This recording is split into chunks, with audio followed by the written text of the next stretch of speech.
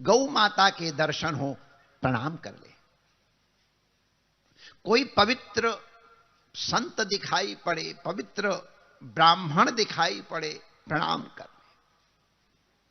ये हमारे यहां की परंपरा रही है।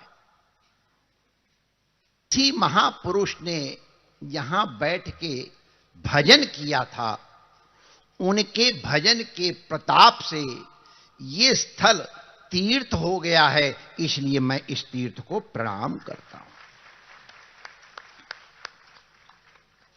तीर्थी कुर्वन्ति तीर्थानि, तीर्थ को तीर्थ बनाने वाले महापुरुष हैं।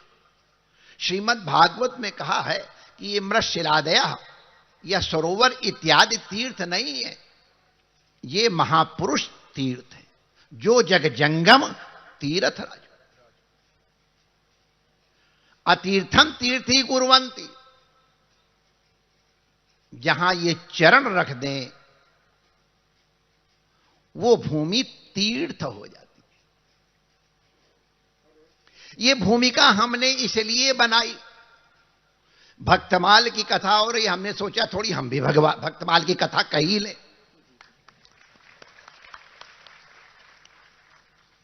आज अचर्रा ग्राम में इतने बड़े बड़े संत आए हैं और आने वाले हैं, मैं लिस्ट बताऊं तो भी कई मिनट लग जाएंगे। वो सब बड़े बड़े जितने बड़े बड़े महात्मा हैं सब यहां आने वाले हैं।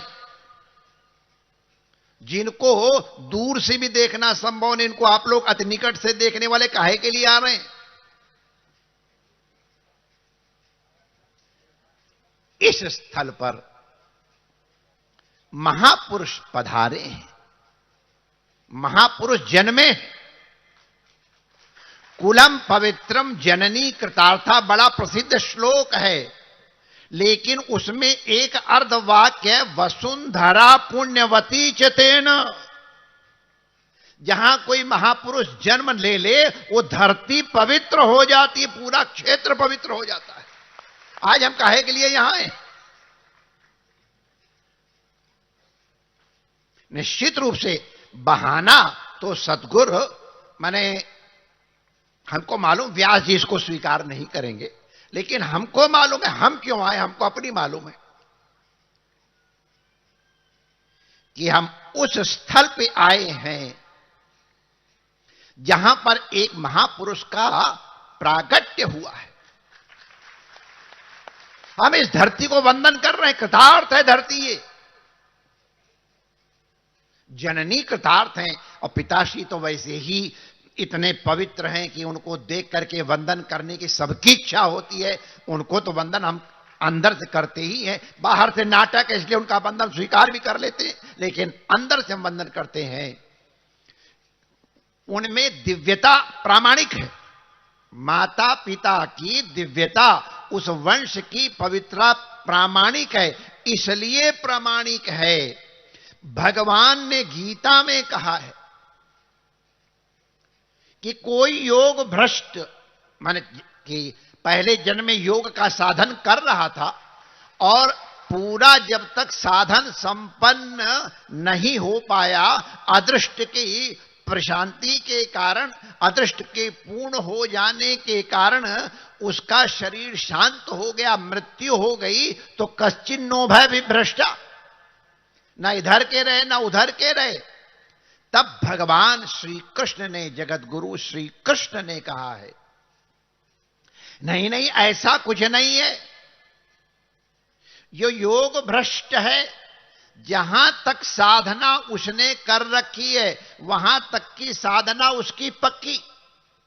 जैसे गर्मी की छुट्टियों के पहले जिस क्लास तक पढ़ रहे थे, गर्मी की छुट्टियों की मौज मारने के बाद फिर अगले क्लास में ही एडमिशन होता है, शुरुआत से नहीं पढ़ना पड़ता है। गर्मी की छुट्टियों में हम भी बड़ा मनाया करते, कब गर्मी की छुट्टी आवे और हम जाएं अपने घूमने के लिए। तो अगले जन्म में जहां तक उसने यात्रा कर रखी है उसके आगे की यात्रा करता है। थोड़ा प्रसंग थोड़ा आगे चला जाएगा, लेकिन अपनी बात को प्रामाणिक करने के लिए कह रहा हूं। वृंदावन के अनंत श्री पूज्य पहाड़ी बाबा ने इन महापुरुषों के लिए कहा था इसका यह आखिरी जन्म है, इसको हमको दे दो, हम इसको वो करेंगे। तो आखिरी जन्म सिद्ध है। इससे सिद्ध क्या कि पूर्व जन्म में भी ये तपस्वी रहे हैं, ये भी उनके वचन है। इसलिए जो मैं चर्चा कर रहा था कि पिताजी धन्य हैं, माता धन्य है, पूरा वंश धन्य है, क्योंकि ऐसे वंश में अगर वो इस तरह का योग्य वंश न होता तो ये महापुरुष का अवतरण इस वंश में नहीं होता। इसलिए पूरा वंश वंदन का अधिकारी है। अद्भुत है। भक्तमाल की कथा करने का मन कर रहा है। जन्म की दिव्यता तो आप लोग सब जानते ही हैं, लेकिन निष्ठा होना, यही ये पूर्व जन्म के वो होनहार बिरवान के होत चीकने पात, महापुरुषों के लक्षण तो पालने में ही दिखाई पड़ जाते हैं। महापुरुषों ने देख ही लिया। तो आज बताया गया कि परम पूज्य स्वामी शरणानंद जी महाराज चातुर्मास्य कर रहे थे।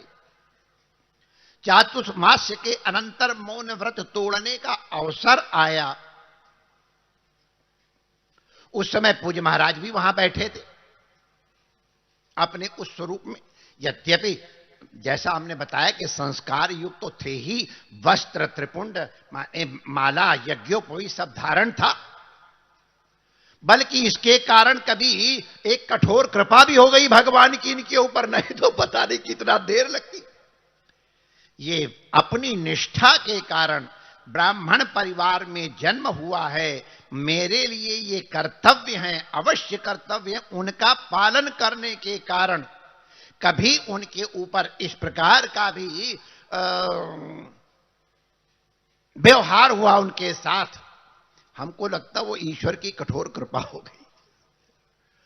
तो ये अपने उन लक्षणों से युक्त वहां बैठे हुए महाराज श्री का अनुग्रह हुआ, दृष्टिपात हुआ चौमासे के बाद, और श्री महाराज श्री ने पूछा पंडित जी को सुनाओ। मौन इस तरह टूटा। तो पंडित जी का संबोधन वो वृंदावन में जाके पीछे हुआ, पहले यही से शुरू हो गया महापुरुषों के साथ। और महाराज ने वो दिव्य अष्टपदी सुनाई। हनुमान जी के सामने ले जाकर के जब वह दुबे जी बता रहे थे तो वो जितने गदगद हुए उससे गदगद हम हो गए। उन्होंने कहा ये आज जो सामान्य रूप से यहां दृष्ट, शब्द कुछ और होंगे, लेकिन ये महापुरुष होने वाला है। तुम्हारा क्षेत्र तो क्या, तुम्हारा प्रांत क्या, केवल भारत में नहीं विश्व में इनका गुणगान किया जाएगा। भक्तमाल की कथा हो रही। अद्भुत आचरण रहा, यहां नहीं अध्ययन कर पाए, लगा हमारे संस्कारों की रक्षा, हमारे आचरणों की आरक्षा नहीं हो पाएगी। भगवती पराम्बा हमको लोगों को सबको मालूम है, रामानुज संप्रदाय में गुरु रूप से लक्ष्मी जी को स्वीकार किया जाता है। लक्ष्मी जी गुरु हैं, वही अनुग्रह करके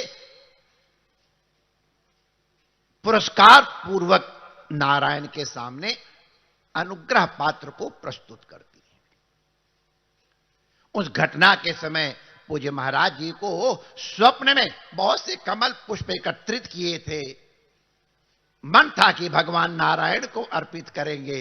पराम्बा भगवती चतुर्भुज रूप में दर्शन देने आ गई। दंडवत किया और सोचा मैं तो नारायण के लिए लाया था, लेकिन चलो पराम्बा आई है तो उनको फूल दिया। कितना अनुग्रह पराम्बा भगवती का। तो मैंने बताया ना कि पूर्व जन्म के पुण्य, वो सारे के सारे फूल कमल के वो माता जी ने स्वीकार कर लिए, अंगीकार कर लिए। और अपना खेद जब महाराज ने प्रकट किया तो चिंता मत कर, ये गुरु का आशीर्वाद ध्यान पूर्वक सावधानी से सुनने लायक है। माता ने कहा तू चिंता मत कर, तेरे सारे दुखों का अंत तो होने ही जा रहा है। आज से तीसरे दिन तुझे भगवान के दर्शन होंगे।